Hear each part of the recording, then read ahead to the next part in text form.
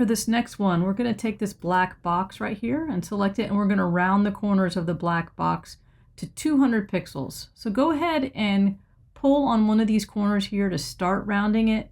You can see it's giving you a radius, but it's really hard to get it exactly what they say. So just don't worry about the number, just pull it in a little bit, and then you can always go over and make it exactly 20 pixels by going to your window.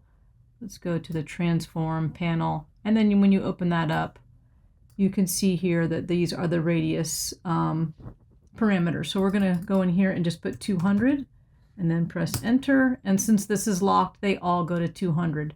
All right, so that's how you put an exact radius in, and I know for a fact that that was a question last time on my test that I took. All right, and next thing we want to know how to do is make the black box a gradient that fades from black on the top to orange on the bottom.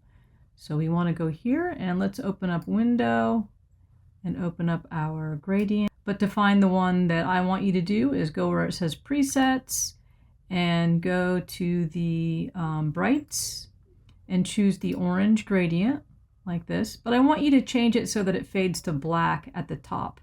So let's, and orange on the bottom. So let's go to this one right here and double click that and change it to black.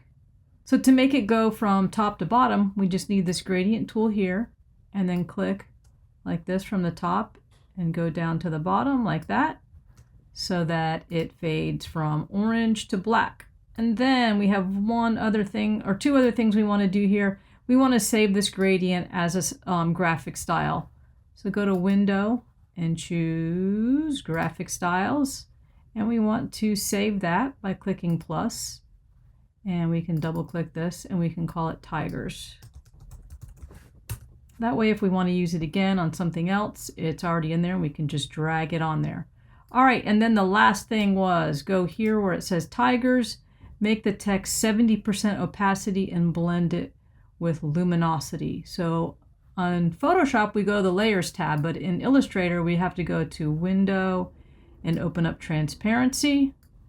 And we can make this 70 and we can make it go to luminosity.